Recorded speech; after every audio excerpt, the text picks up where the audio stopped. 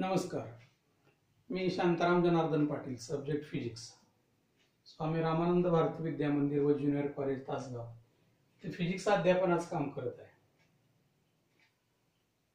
7th chapter wave optics हा start केलेला आहे आणि त्याच्यामध्ये यंग्स एक्सपेरिमेंट आहे.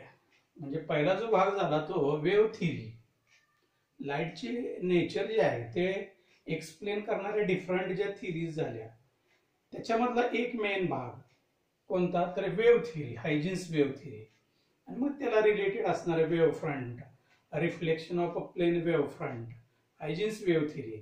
तर हा पार्ट आपण डिस्कस केला. आता नंतरचा इंटरफिरन्सचा पार्ट आहे वेव्ह ऑप्टिक्स मध्ये, सेकंड पार्ट, आणि त्याच्यामध्ये यंग्स एक्सपेरिमेंट म्हणजे इंटरफिरन्स एक्सपेरिमेंटली काय फेनॉमेनॉन आहे, काय दिसतं आणि त्याचा असणारे एक्सपेरिमेंटल सेटअप काय आहे तर ते या एक्सपेरिमेंट मध्ये आहे. Yes, it is a source of monochromatic light.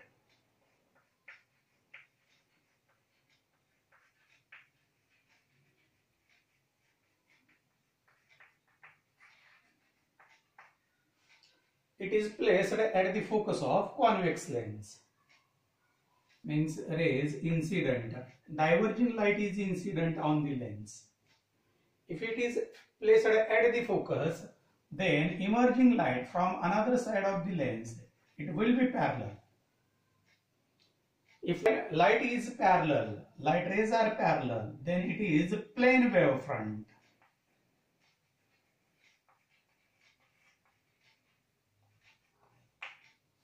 The plane wave front, it is made incident on this cardboard. Two slits are made, S1 and S2, in the cardboard, and light emerges from S1 and S2. These S1 and S2, distance between these two sources, it is about 2 to 4 millimeter.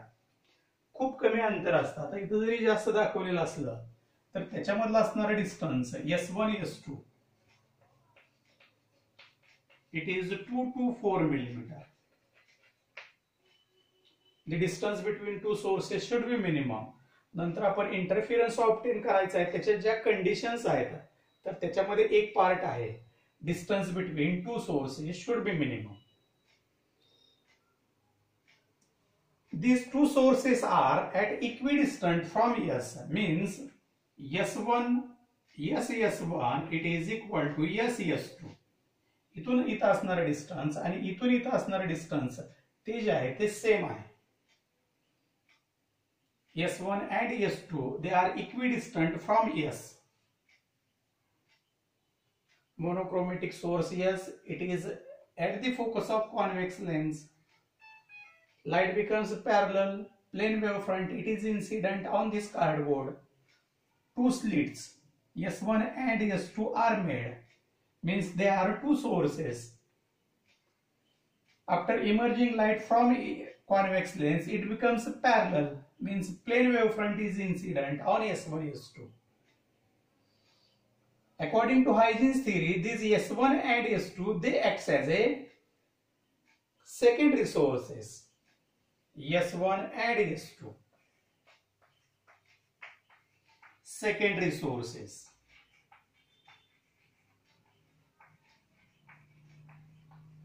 आता हे एवढं जरी इथं matter लिहिलेलं असलं, monochromatic light, plane wave front, monochromatic light, plane wave front, S1 and S2 secondary sources. आता त्याच्याही पुढचं येणार आहे सेकंडरी सोर्सेस, कोहेरंट सोर्सेस.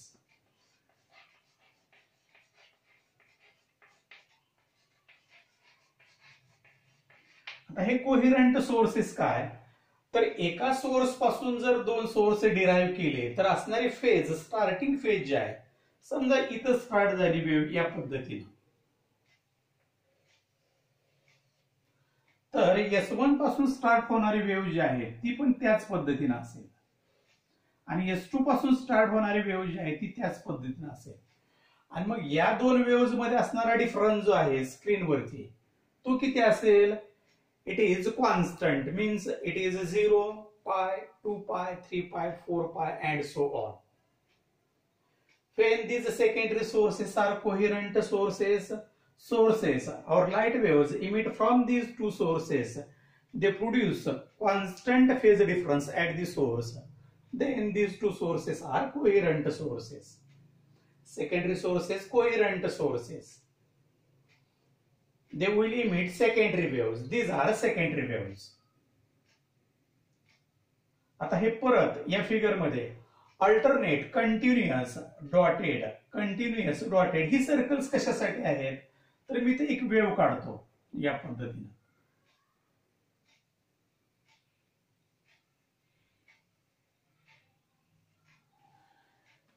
ज्या ठिकाणी कंटिन्युअस सर्कल आहे त्या ठिकाणी क्रेस्ट आहे, ज्या ठिकाणी डॉटेड सर्कल आहे ट्रफ आहे. Crest, trough, crest, trough, crest. तसंच या ठिकाणी पण ज्या ठिकाणी व्हाईट दाखवलेले आहे तिथं crest, crest, trough, crest, trough, crest, trough, crest या पद्धतीने ते वेव्हज आहेत.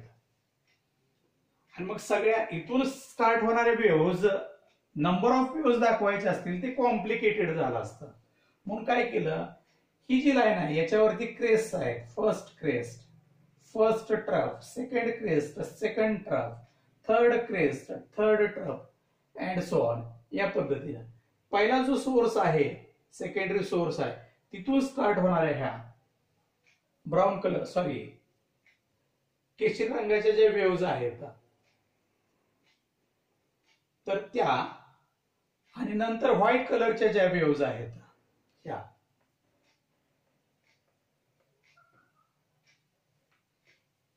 मग आता त्याचं सुपरपोजिशन पुढे दाखवलेलं आहे.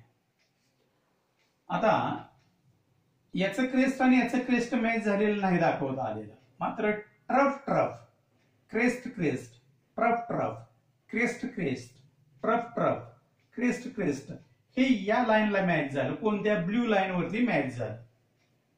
Means there is in phase superposition along this line.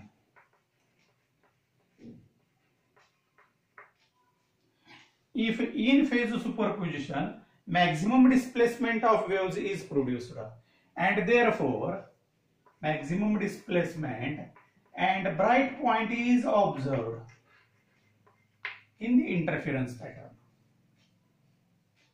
तेच साइडला आपण गेल्यानंतर समजा इथं आलो, क्रेस्ट ट्रफ रेड कलरच्या लाईनला, crest trough, crest trough, crest trough, crest trough, crest trough, आणि या डायरेक्शनला गेलो रेड कलरच्या, तर crest trough means minimum displacement is produced and due to which a dark point is obtained in the interference pattern. या साइडला तसंच पलीकडच्या साइडला crest trough, crest trough, crest trough, crest trough, crest trough, minimum displacement is produced and therefore a dark point is obtained in the interference pattern. तर या पद्धतीने हा Young's experiment explain करायचा आहे. पहिल्यांदा इकडचा भाग एक्सप्लेन करायचा आहे. Monochromatic source at the focus of convex lens, diverging light is incident on the lens. After emerging from the lens, light becomes parallel, means a plane wavefront becomes, and it is made incident on the slit, on two slits S1 and S2. Cardboard आहे त्याच्यामध्ये दोन slits produce केलेले आहेत. मग हे जे आहेत हे सेकंडरी सोर्सेस, परत ते कोहेरंट सोर्सेस. का कोहेरंट सोर्सेस? इथं जी फेज असेल स्टार्टिंग फेज तीच या दोन्हींची राहते आणि त्याच्या साहाय्यानेच इथं प्रोड्यूस होणारा फेज डिफरन्स जो आहे हा एवढा राहतो, 0 पाय, 2 पाय, 3 पाय अँड सो ऑन. म्हणजे इथं 0 असेल तर इथं पाय असेल, इथं पाय असेल, याच्यानंतर 2 पाय असेल. तर या पद्धतीनं फेज डिफरन्स जो आहे इकडच्या साईडला 0 पाय, 2 पाय, 3 पाय, इकडच्या साईडला 0 पाय, 2 पाय, 3 पाय अँड सो ऑन असा फेज डिफरन्स प्रोड्यूस होतो. कधी? एका सिंगल सोर्स पासून हे जर डिराईव्ह केलेले असतील तर, आणि मग त्याला म्हणायचं coherent sources. S1 S2 acts as a coherent sources, secondary sources. त्याने इमिट केलेले ह्या वेव्हलेट्स, त्यांना वेव्हलेट्स असंही म्हणता येतं. आणि त्या वेव्हलेट्स ज्या आहेत मग त्याचं सुपरपोजिशन त्या कशा मिक्स झाल्या तर trough trough crest crest trough trough crest crest कोणत्या लाईनला अलॉंग दी ब्ल्यू लाईन.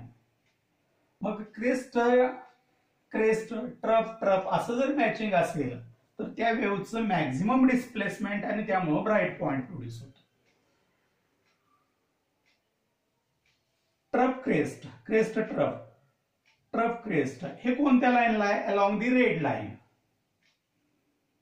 मग क्रेस्ट ट्रफ जर मॅच होत असेल तर मिनिमम डिस्प्लेसमेंट प्रोड्यूस होतं आणि डायरेक्ट पॉइंट प्रोड्यूस होतो इंटरफेरन्स पॅटर्नवरती.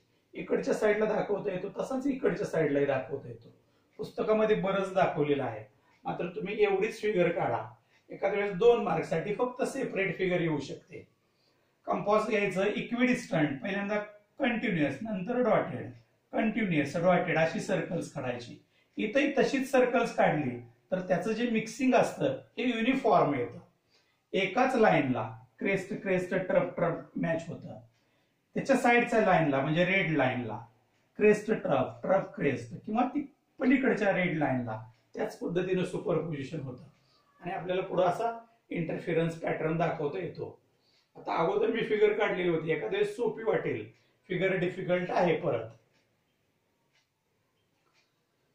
त्याच्यानंतर याची थिअरी एक्सप्लेन करायची आहे. थिअरी मध्ये काय एक्सप्लेन करायचं आहे तर फेज डिफरन्स आणि पाथ डिफरन्स आणि तो जॉमेट्री बरोबर मॅच करायचा आहे. जी जॉमेट्री आहे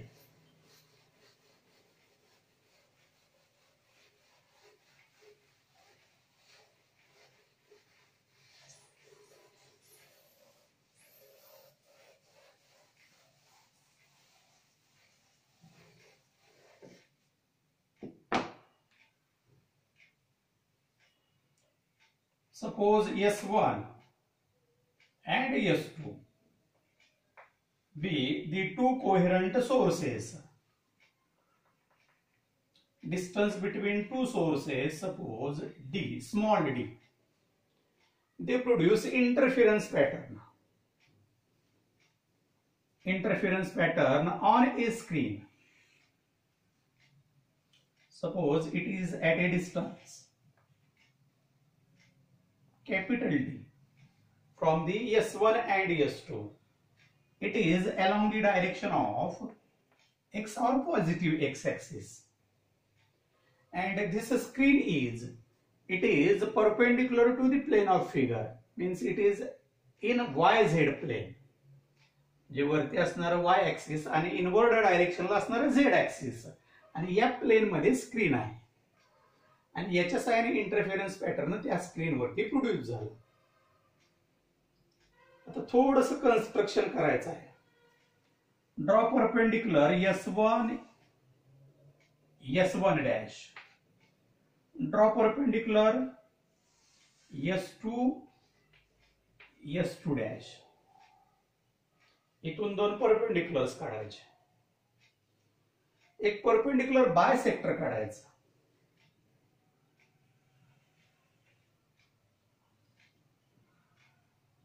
suppose O dash.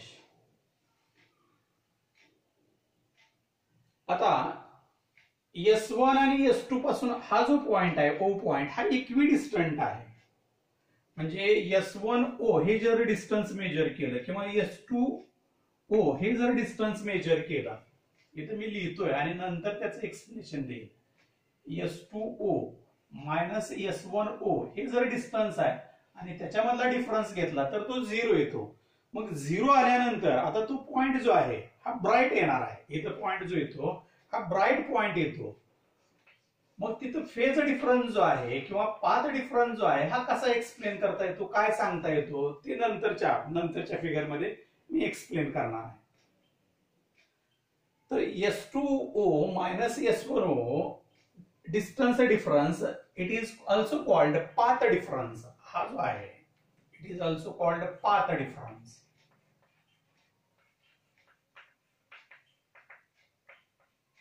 It is equal to 0. Point is bright point. तो पॉइंट ब्राईट येतो. कोणते पॉइंट कन्सिडर केलं स्क्रीनवरती. Suppose point P. It is at a distance of y from the central point. आता हे जर हा बायसेक्टर असेल तर हे टोटल डी आहे, म्हणजे जे डिस्टन्स आहे d/2, हे जे डिस्टन्स आहे also d/2. Now here we have determined the path difference at point O dash, waves starting from S1 and S2. Similarly, determine the path difference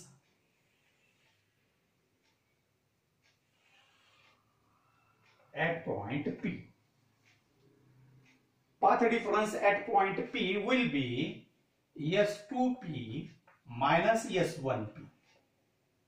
It is equal to, आणि हे आपल्याला determine करायचं आहे. जसं इथं 0 आलं तसं या ठिकाणी काय येईल हे डिटरमाइन करायचं आहे. जॉमेट्रिकली आपण ते डिटरमाइन करू. मात्र फेजच्या फॉर्म मध्ये किंवा लाईटची वेव्हलेंथ समजा लॅम्बडा असेल, वेव्हलेंथ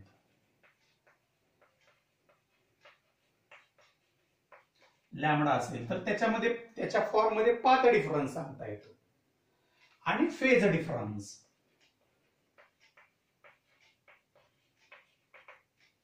तर त्याची जी व्हॅल्यू आता आपण जॉमेट्रीच्या सहाय्याने एक नंबर डिटरमाइन करणार आहे आणि तो नंबर मग वेव्हलेंथ आणि फेज डिफरन्स याच्याशी मॅच करायचा आहे. आता जॉमेट्रीवरून कोणता नंबर डिटरमाइन करायचा आहे आपल्याला, तर S2P मायनस S1P हा नंबर डिटरमाइन करायचा आहे. आता फिगर मध्ये कसा डिटरमाइन करता येतो तो, तर S2P स्क्वेअर हे लिहिता येते. S2P square is equal to, हा राईट अँगल ट्रायंगल आहे, it is equal to d square, this much distance d/2 and this much distance y plus d/2.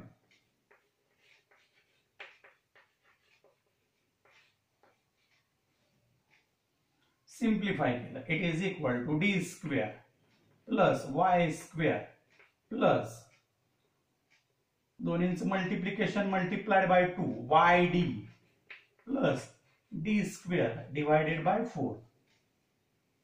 Again, determine S1P square. S1P square is equal to this side square d square. Now,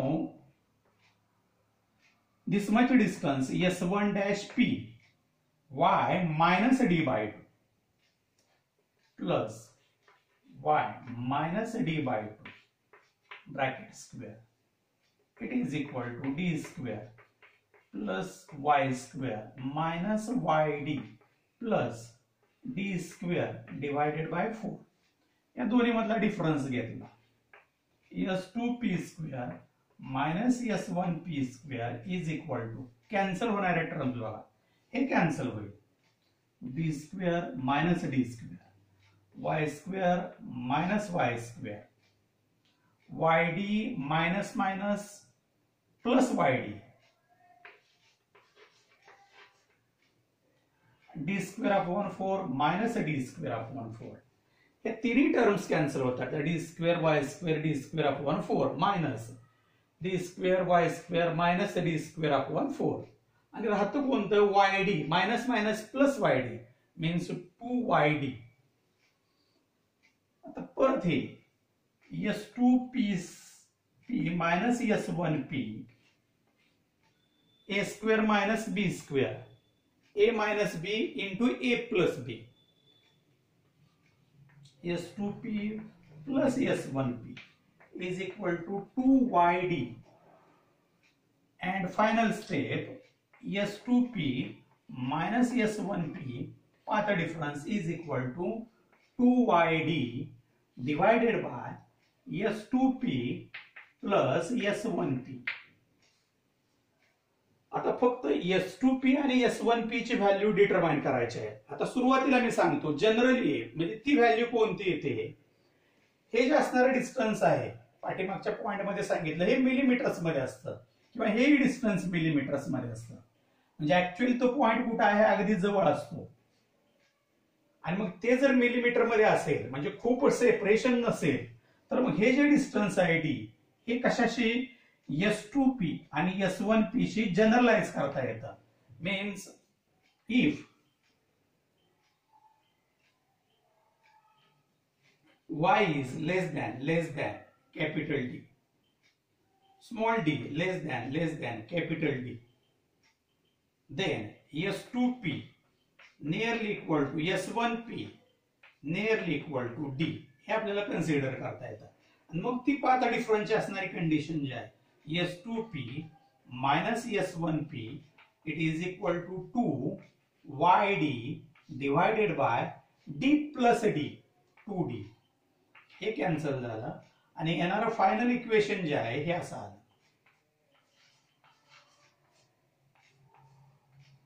YD upon D म्हणजे एक S2 O dash minus S1 O dash path difference is equal to 0. O dash path difference is equal to 0. Point is a bright point. O इथं आहे आणि ती O dash आहे. Path difference is equal to 0 bright point. आता या दोन्ही मधला difference किती आला YD upon D.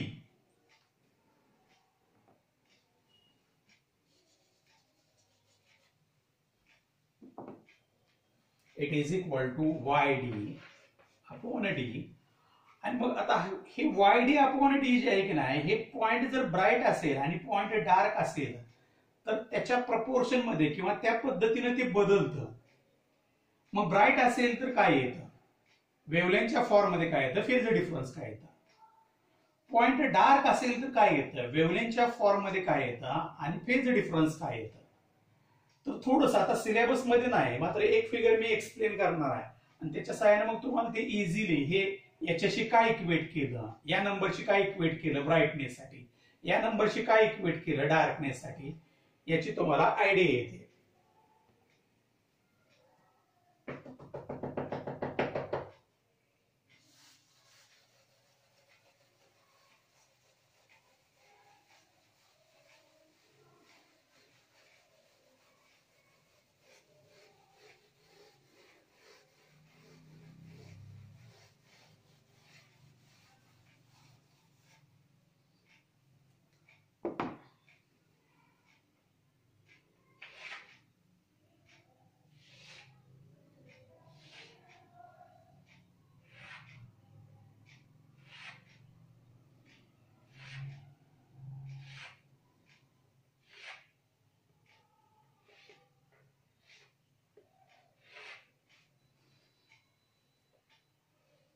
Suppose first wave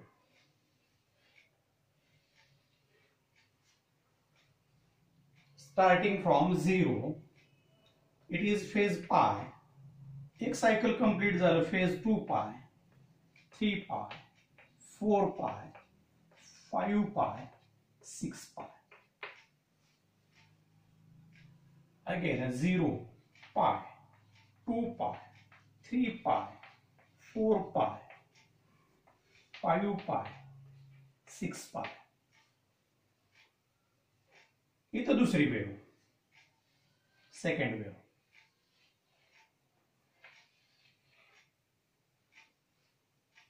crest match with crest, trough match with trough.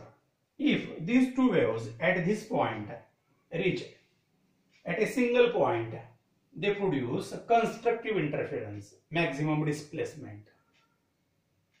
Number of waves, 3 waves, 1, 2, 3.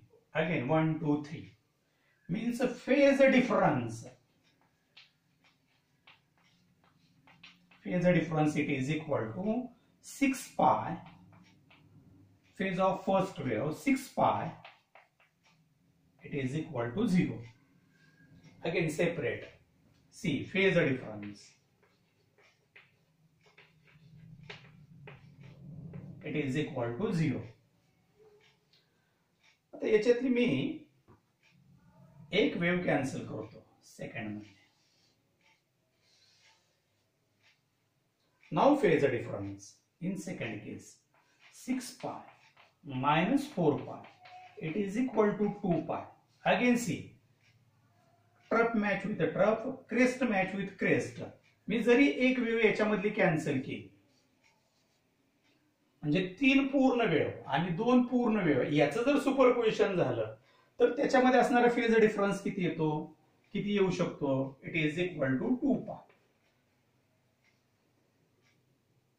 आता करस्पॉन्डिंग मी पाथ डिफरन्स लिहिणार. पाथ डिफरन्स म्हणजे डिस्टन्सचा डिफरन्स किती. सुरुवातीला याने ट्रॅव्हल केलेलं डिस्टन्स, याने ट्रॅव्हल केलेलं डिस्टन्स सेम होतं, मग path difference.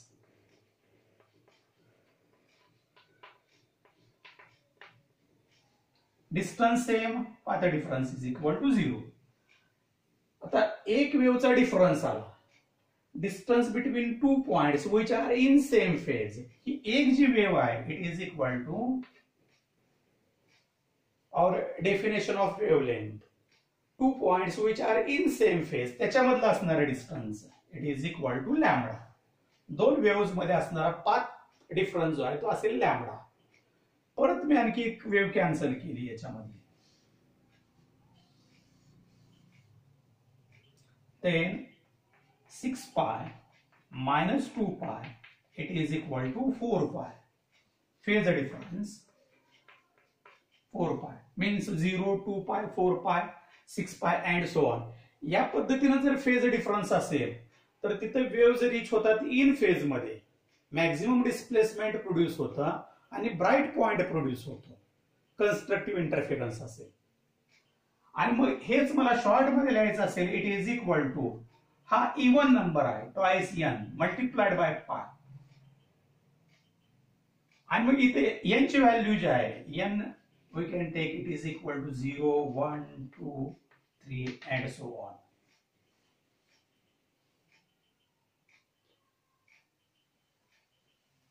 For phase difference 2π, 1 wavelength. For phase difference 4π, 1, 2 wavelengths means 2 lambda. Means for the phase difference 0, path difference 0. For the phase difference 2π, path difference lambda. For the phase difference 4π, path difference 2 lambda. 6π, 3 lambda. 8π, 4 lambda and so on. 0 lambda, 2 lambda, 3 lambda and so on. It is equal to n lambda, where n is equal to 0, 1, 2, 3 and so on. आता हे झालं brightness साठी, constructive interference साठी. Bright point produce व्हायचे असतील interference pattern मध्ये तर phase difference should be twice n pi, means it is 0, 2π, 4π and so on. At these points we get bright points. Or phase difference should be 0 lambda, 2 lambda and so on. Or it is equal to n lambda. For the path difference n lambda we get bright points. आता त्याच पद्धतीने मग dark points कसे मिळतील. आता मी फिगरच्या ऐवजी इथंच mechanically जे नंबर्स लिहिलेले आहेत त्याच्यामध्ये एक्सप्लेन करतो. 2 ब्राईट पॉइंट ज्यामध्ये हा ब्राईट पॉइंट हा ब्राईट पॉइंट आहे तर याच्यामध्ये डार्क पॉइंट असेल. हा ब्राईट आहे, ब्राईट आहे, ब्राईट आहे, तर त्याच्यामध्ये डार्क पॉइंट्स असतील. इथं डार्क असेल, इथं डार्क असेल, इथंही. हा जर ब्राईट असेल, ब्राईट असेल, ब्राईट असेल तर इथं डार्क असेल, डार्क असेल. मग ज्या ठिकाणी डार्क लिहिलेलं आहे तर तिथं काय लिहिता येतं बघा, phase difference. It should be 0, 2π, between them should be pi. 2π, 4π, between them should be 3π, 5π and so on. It is equal to odd number लिहायचा असेल 1, 3, 5, 7 and so on. असं लिहिता येईल. Path difference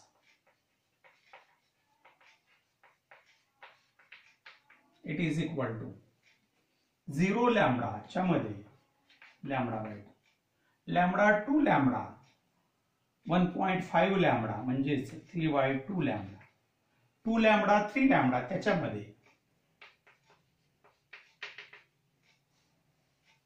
it is equal to twice n minus 1 lambda by 2. 2 ना आतमध्ये multiply केलं n minus half into lambda. Means if points are bright points, path difference should be n lambda. If points are a dark point, path difference should be n minus half lambda. जर पायच्या form मध्ये असा express केला तर तो झाला phase difference. लॅम्बडाच्या form मध्ये express केला path difference. Phase difference for brightness, path difference for brightness. Phase difference for darkness, path difference for darkness. Constructive interference phase difference path difference.